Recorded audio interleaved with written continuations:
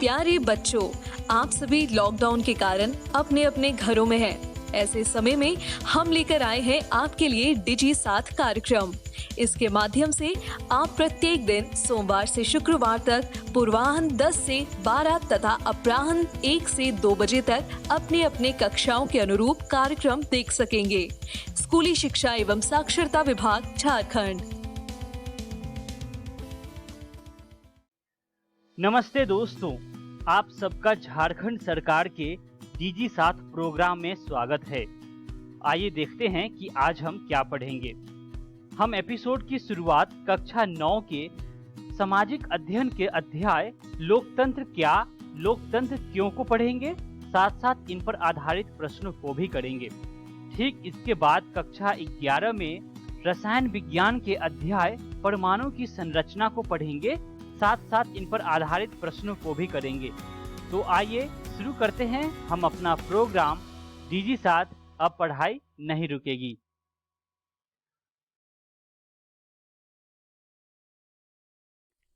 नमस्कार दोस्तों, आज हम लोकतंत्र क्या और क्यों अध्याय का अगला भाग पढ़ने वाले हैं।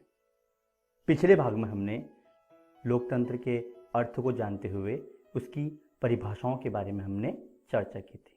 साथ ही लोकतंत्र की कुछ विशेषताओं को भी हमने जाना। आज की इस वीडियो में हम लोकतंत्र ही क्यों इस प्रश्न पर चर्चा करेंगे। बच्चों, लोकतंत्र के लिए विभिन्न देशों में या फिर भारत में भी लगातार बहस होती रही। कुछ लोग लोकतंत्र के विपक्ष में तर्क देते हैं तो कुछ लोग लोकतंत्र के पक्ष में तर्क देते हैं। हम इन दोनों तर्कों के बारे में चर्चा करेंगे और साथ ही लोकतंत्र के एक व्यापक अर्थ के बारे में भी आज अध्ययन करेंगे। तो चलिए शुरू करते हैं आज का अध्याय। दोस्तों, हम लोगों ने पिछले अध्याय और इस अध्याय के पहले भाग में जाना कि शासन के अनेक रूप हैं, जैसे सैनिक शासन, तानाशाही शासन, राजशाही शासन, कम्युनिस्ट शासन और लोकतांत्रिक शासन। हम लोगों को यह जानकर खुशी होगी कि इन सभी शासनों में लोकतांत्रिक शासन ही सबसे अच्छा है। आज दुनिया में लोकतांत्रिक शासन अपनाने की होड़ मची हुई है। अब हमारे सामने एक प्रश्न उठता है कि लोकतंत्र ही सबसे अच्छा शासन क्यों है।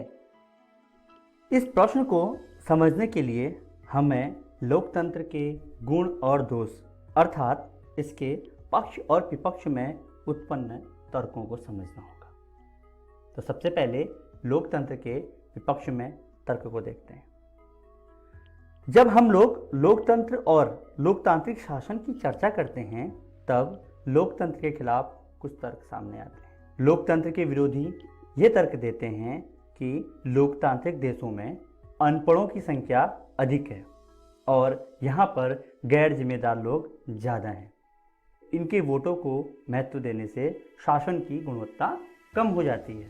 लोकतंत्र में सत्ता की लड़ाई और सत्ता का खेल चलता रहता है। इसमें नैतिकता की कोई जगह नहीं रह जाती और इसके अंतर्गत सिर्फ सत्ता हथियाने का प्रयास किया जाता है। इससे लोगों के साथ साथ देश को भी काफ़ी क्षति पहुंचती है। लोकतंत्र में फैसला लेने की प्रक्रिया कठिन होती है। फैसला लेने से पहले काफ़ी वाद विवाद, बहस और चर्चाएं होती हैं, जिससे किसी भी निर्णय पर पहुंचने में दिक्कत होती है। लोकतंत्र के खिलाफ एक तर्क यह भी है कि यह बहुत खर्चीला शासन है, क्योंकि इसमें जो चुनाव होते हैं उनमें खूब सारा पैसा उड़ाया जाता है, काफ़ी खर्च किया जाता है। एक अन्य आरोप यह भी है कि लोकतंत्र भ्रष्ट नेताओं के हाथों का खिलौना बन जाता है। लोगों की भावनाओं को भड़काकर उनकी सहानुभूति बटोरकर सत्ता प्राप्त कर ली जाती है। यहाँ हमारे सामने लोकतंत्र के खिलाफ अनेक तर्क आए हैं। हम यह भी समझ सकते हैं कि अभी तक लोकतंत्र ने समस्याओं को समाप्त करने के लिए कोई तौर तरीका विकसित नहीं किया। लोकतंत्र में लोगों की भागीदारी होती है। फैसला लेने में देरी के साथ साथ गलतियाँ भी होती हैं, लेकिन सभी फैसले गलत नहीं होते। इन बातों से लगता है कि लोकतंत्र एक आदर्श शासन नहीं है। फिर भी हमारे सामने जितने भी शासन हैं उन सभी में लोकतंत्र ही एक बेहतर शासन प्रतीत होता है। चलिए जानते हैं लोकतंत्र बेहतर क्यों है, अर्थात इसके पक्ष में कुछ तर्कों को देखते हैं। लोकतंत्र के पक्ष में हम लोग दो बातों को समझने का प्रयास करेंगे। पहला यह, लोकतंत्र अन्य शासनों से बेहतर क्यों है। दूसरा, लोकतंत्र में कौन कौन से गुण हैं। इन सवालों का हल एक उदाहरण से करेंगे। चीन, जो कि भारत का एक पड़ोसी देश है, 1958 से 1961 के दौरान यहाँ पर भयंकर अकाल पड़ गया। यह अकाल विश्व इतिहास का अब तक सबसे भयानक अकाल था। इसमें करोड़ों लोग भूख से मर गए। ठीक ऐसी ही स्थिति बिहार में भी देखने को मिली। वर्ष 2008 के अगस्त सितंबर महीने में उत्तरी बिहार में बाढ़ आ गई, जिसमें करोड़ों अरबों की संपत्ति का नुकसान हो गया। लाखों लोग तबाह हो गए। अब यहाँ पर लोकतंत्र की दो स्थितियाँ देखने को मिली। भारत में लोकतांत्रिक व्यवस्था होने के कारण बिहार की प्रलय से जल्द ही निजात पा लिया गया, जबकि चीन में अकाल से निजात पाने में काफ़ी समय लग गया। इसका मुख्य कारण यह भी है कि लोकतांत्रिक देशों में एक मजबूत विपक्षी दल होता है और सरकार की आलोचना कर सकने वाला स्वतंत्र मीडिया भी होता है। यह उदाहरण लोकतंत्र को सर्वश्रेष्ठ शासन पद्धति बनाने वाली विशेषताओं में से एक है, क्योंकि लोकतंत्र में सरकार लोगों की ज़रूरतों के अनुसार आचरण करती है। यह सब सरकार चलाने वालों पर निर्भर करता है। इस तरह हम समझ सकते हैं कि लोकतंत्र का पहला गुण यह है कि लोकतंत्र में शासन अधिक जवाबदेही वाला होता है। लोकतंत्र में लोग अपने प्रतिनिधियों के माध्यम से शासन करते हैं। प्रतिनिधि लोगों की इच्छाओं, भावनाओं और आवश्यकताओं से पूर्व परिचित होते हैं, अतः वे लोगों की इच्छाओं, भावनाओं और आवश्यकताओं को ध्यान में रखकर लोक कल्याण के लिए कार्य करते हैं। लोकतंत्र में सरकार द्वारा लिए गए फैसलों पर सार्वजनिक बहस होती है, सार्वजनिक रूप से चर्चाएं भी होती हैं। यदि सरकार जल्दबाजी में कोई गलत फैसला लेती है तो सार्वजनिक चर्चाएं और बहस के द्वारा उस पर सरकार का ध्यान आकृष्ट कर दिया जाता है, जिससे सरकार के पास इस तरह के फैसलों में सुधार का विकल्प रहता है। इसका एक उदाहरण है कि 1975 में श्रीमती इंदिरा गांधी ने भारत में आपातकाल लागू कर दिया था, जो लोगों के विचार में गलत फैसला था। इस फैसले के कारण श्रीमती इंदिरा गांधी को 1977 ईस्वी के चुनाव में लोगों ने मतदान नहीं किया और श्रीमती इंदिरा गांधी को सत्ता से हटना पड़ा। अतः लोकतंत्र में सरकार को अपनी गलती सुधारने का मौका रहता है।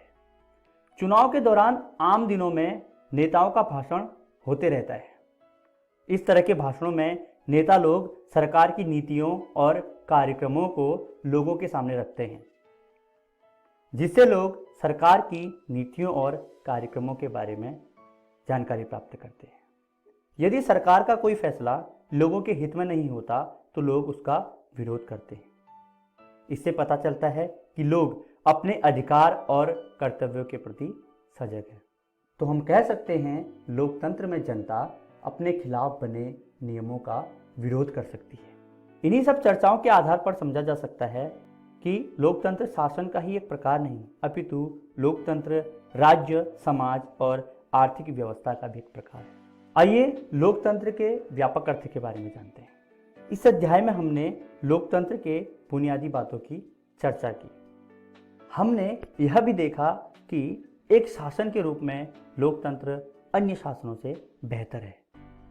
अब समझना यह है कि लोकतंत्र तो अनेक देशों में है। इन देशों के लोकतंत्र में सामान्य लोकतंत्र और एक बेहतर लोकतंत्र कौन है? क्या सरकार की परिधि से बाहर भी लोकतंत्र है? इन सवालों को समझने के लिए हमें लोकतंत्र के व्यापक अर्थ को समझना होगा। प्रफुल्ल की बड़ी बहन रीति, जिसकी शादी तय हो गई है, घर में सभी लोग खुश हैं। रात में घर के सभी सदस्य एक साथ बैठकर यह फैसला लेते हैं कि शादी में कौन कौन सी और कैसी व्यवस्था करनी है। सभी लोगों को अपना अपना विचार रखने का मौका मिलता है। सभी के विचार सुनने के बाद आपसी सहमति से फैसले लिए जाते हैं कि शादी बेहतर ढंग से किस तरह हो सकती है। एक दूसरा उदाहरण है कि गांव में दशहरे की पूजा होनी है और दुर्गा पूजा भी होनी है। इसके लिए गांव के सभी सदस्य एक साथ बैठकर अपने अपने विचार रखते हैं। यहाँ भी गांव के सभी सदस्यों की, सभी लोगों की बातें सुनी जाती हैं और अंत में फैसला सभी लोगों के विचार के अनुसार होता है। इन दोनों उदाहरणों से लोकतंत्र के फैसले बुनियादी तौर तरीकों को उजागर करते हैं। इससे यह भी स्पष्ट होता है कि लोकतंत्र केवल सरकार तक ही सीमित नहीं है, बल्कि इसकी पहुंच संगठन, गांव और परिवार तक भी है। इस प्रकार हम कह सकते हैं कि लोकतंत्र एक ऐसी शासन व्यवस्था है जिसका प्रयोग जीवन के किसी भी क्षेत्र में हो सकता है, या ये कहें कि लोकतंत्र जीवन जीने का एक तरीका है। चलिए दोस्तों, देखते हैं इस वीडियो में आज हमने क्या क्या सीखा। आज हमने लोकतंत्र ही क्यों इसके बारे में जाना, लोकतंत्र के विपक्ष में तर्क, लोकतंत्र के पक्ष में तर्कों के बारे में चर्चा की और साथ ही लोकतंत्र के व्यापक अर्थ को समझा। आशा करते हैं आपको यह वीडियो बहुत पसंद आई होगी। धन्यवाद।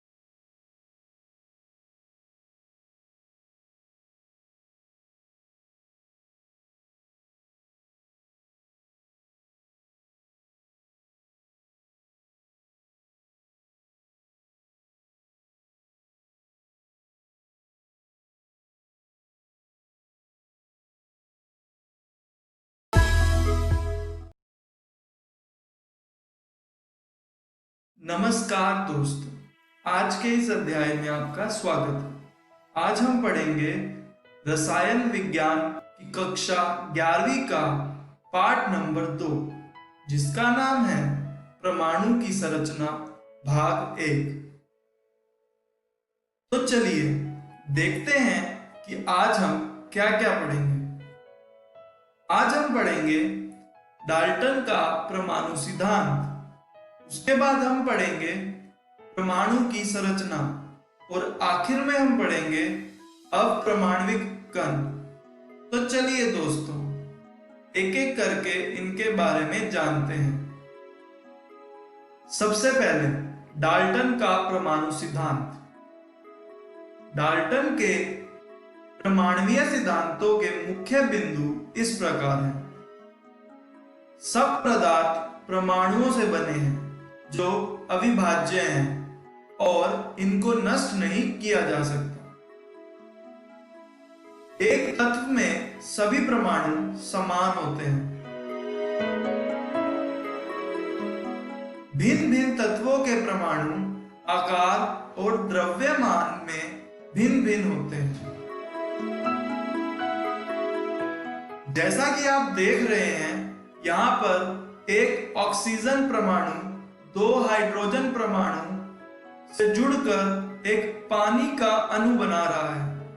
यहाँ पर दोनों हाइड्रोजन परमाणु का आकार और द्रव्यमान एक जैसा है, जबकि एक ऑक्सीजन परमाणु का आकार और द्रव्यमान हाइड्रोजन परमाणु से अलग है। चलिए बढ़ते हैं अपने अगले विषय की तरफ। परमाणु क्या है? परमाणु एक रसायन का सबसे छोटा कण है जो प्रकृति में मौजूद है, जैसा कि आप इस दृश्य में देख रहे हैं। चलिए आगे बढ़ते हैं। परमाणु की संरचना। परमाणु छोटे छोटे कणों से बने होते हैं, जिन्हें इलेक्ट्रॉन, प्रोटॉन और न्यूट्रॉन कहा जाता है, जैसा कि आप इस दृश्य में देख पा रहे हैं। चलिए दोस्तों, बढ़ते हैं अपने अगले विषय की तरफ। अप्रमाणविक कण। परमाणु जिन छोटे कणों से बने होते हैं, उन्हें अप्रमाणविक कण कहा जाता है। यह इस प्रकार है: इलेक्ट्रॉन, प्रोटॉन, न्यूट्रॉन। आइए एक एक करके इनके बारे में जानते हैं। सबसे पहले इलेक्ट्रॉन। इलेक्ट्रॉन परमाणु के ऋणात्मक आवेश कण होते हैं, जो परमाणु के केंद्र के चारों ओर घूमते हैं, जैसा कि आप इस चित्र में देख रहे हैं। चलिए दोस्तों आगे बढ़ते हैं। इलेक्ट्रॉन की खोज। इलेक्ट्रॉन की खोज सन 1897 में जे थॉमसन ने कैथोड किरण ट्यूब की मदद से की थी। आइए जानते हैं उन्होंने इलेक्ट्रॉन की खोज कैसे की थी। जैसा कि आप इस चित्र में देख रहे हैं, यहाँ पर एक कैथोड ट्यूब है, जिसके अंदर कम दाब पर हवा भरी गई है, और नीचे एक निर्वात पंप है जो कि इस हवा के दाब को नियंत्रित रखता है। यहाँ पर 2 प्लेट, एक कैथोड और एक एनोड हैं, जिनको जोड़ा गया है उच्च वोल्टता के साथ। कैथोड को ऋणात्मक कोने के साथ, जबकि एनोड को धनात्मक कोने के साथ। दोस्तों, जे थॉमसन ने कैथोड किरण कैथोड से एनोड की तरफ फेंकी और उन्होंने एनोड के पीछे कैथोड ट्यूब के ऊपर एक प्रतिद्वीप लेप पाया। ऐसा तभी हो सकता था अगर कैथोड किरण में कोई ऋणात्मक अनुपात है, और इसी को इन्होंने इलेक्ट्रॉन का नाम दिया। तो ऐसे हुई थी इलेक्ट्रॉन की खोज। चलिए दोस्तों आगे बढ़ते हैं। प्रोटॉन। हाइड्रोजन से प्राप्त होने वाले सबसे हल्के धनात्मक आयन को प्रोटॉन कहते हैं। जैसा कि आप इस दृश्य में देख रहे हैं। प्रोटॉन की खोज। प्रोटॉन की खोज सन 1886 में ई गोल्डस्टीन ने की थी। चलिए दोस्तों, देखते हैं इन्होंने कैसे किया था। दोस्तों, जैसा कि आपने इलेक्ट्रॉन की खोज में प्रयोग हुए उपकरणों को देखा, यह भी बिल्कुल समान उपकरण है, लेकिन ई गोल्डस्टीन ने इस बार एनोड से कैथोड की तरफ एनोड किरण फेंकी और उन्होंने कैथोड के पीछे प्रतिदीप्त लेप पाया। ऐसा तभी हो सकता था अगर एनोड किरण में कोई धनात्मक अनुपात है, और इसी को उन्होंने कहा प्रोटॉन। तो ऐसे हुई थी प्रोटॉन की खोज। चलिए बढ़ते हैं अपने अगले विषय की तरफ। न्यूट्रॉन। प्रोटॉन की तुलना में न्यूट्रॉन का द्रव्यमान ज्यादा होता है और उसका कुल आवेश 0 होता है। यह परमाणु के नाभिक में पाया जाता है, जैसा कि आप इस चित्र में देख रहे हैं। चलिए आगे बढ़ते हैं। न्यूट्रॉन की खोज। न्यूट्रॉन की खोज सन 1932 में सर जेम्स चैडविक ने की थी। आइए देखते हैं उन्होंने कैसे की थी न्यूट्रॉन की खोज। दोस्तों, जैसा कि आप इस चित्र में देख रहे हैं, यहाँ पर एक अल्फा कणों का स्रोत है, जहां से अल्फा किरणें फेंकी गई पैराफिन की प्लेट के ऊपर, और वहां से कुछ किरणें निकली बेरिलियम की प्लेट से गुजरी। उसके बाद जो किरणें निकली उनको आयनीकरण कक्ष में जांचा गया, तो यह पाया गया कि उनके अंदर प्रोटॉन है। दोस्तों, ऐसा तभी मुमकिन था अगर बेरिलियम से पहले वाली किरणों में प्रोटॉन के द्रव्यमान जितना द्रव्यमान वाला कोई कण हो, और इसी को उन्होंने कहा न्यूट्रॉन। तो ऐसे हुई थी न्यूट्रॉन की खोज। चलिए दोस्तों आगे बढ़ते हैं। आवेश तथा द्रव्यमान अनुपात। इलेक्ट्रॉन के आवेश तथा द्रव्यमान का अनुपात इस प्रकार होता है। E/m बराबर है 1.758820 जमा 10⁻11 कूलम्स पर केजी, जहां m इलेक्ट्रॉन का द्रव्यमान है और E इलेक्ट्रॉन का आवेश। चलिए बढ़ते हैं अपने आखिरी विषय की तरफ, इलेक्ट्रॉन पर आवेश। इलेक्ट्रॉन पर आवेश ज्ञात करने के लिए मिलिकन ने तेल बूंद प्रयोग का उपयोग किया था। आइए देखते हैं कैसे। जैसा कि आप इस चित्र में देख रहे हैं, यहाँ पर दो आवेशित प्लेट हैं, एक ऊपर और एक नीचे। इन दोनों ही प्लेट को उच्च वोल्टता के साथ जोड़ा गया है। ऊपर वाली प्लेट को धनात्मक कोने के साथ और नीचे वाली प्लेट को ऋणात्मक कोने के साथ। यहाँ पर कुछ तेल की बूंदें डाली गई हैं ऊपर वाली प्लेट के ऊपर, और यहाँ पर एक छोटा सा छेद भी है, जहां से बूंदें होती हुई नीचे वाली प्लेट की तरफ जाएंगी, और हम इस दूरबीन से इसे देखेंगे। तो दोस्तों, इसी प्रायोगिक व्यवस्था के साथ मिलिकन ने प्रयोग किया और इलेक्ट्रॉन पर आवेश निकाला, जो कि होता है 1.602 जमा 10⁻19 कूलम। तो दोस्तों, इसी के साथ यह अध्याय यहीं पर समाप्त होता है। आइए देखते हैं हमने आज क्या क्या पढ़ा। इस वीडियो में हमने सीखा डाल्टन का परमाणु सिद्धांत। उसके बाद हमने पढ़ा परमाणु की संरचना और आखिर में हमने पढ़ा अपारमाणविक कण। चलिए दोस्तों, देखते हैं कि अगले अध्याय में हम क्या पढ़ेंगे। हम पढ़ेंगे परमाणु का थॉमसन मॉडल और उसके बाद रदरफोर्ड का नाभिकीय परमाणु मॉडल और आखिर में पढ़ेंगे समस्थानिक एवं संभारिक। धन्यवाद।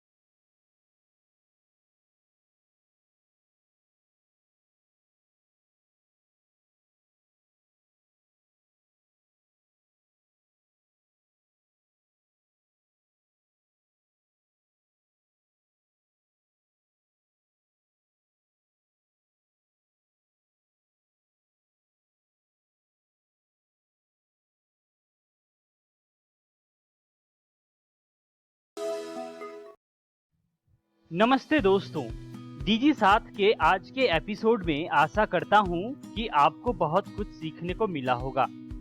आइए देखते हैं कि आज हमने क्या क्या पढ़ा।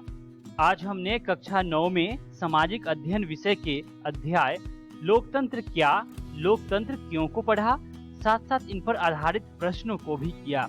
ठीक इसके बाद कक्षा 11 में रसायन विज्ञान के अध्याय परमाणु की संरचना के बारे में पढ़ा और साथ साथ इन पर प्रश्नों को भी किया।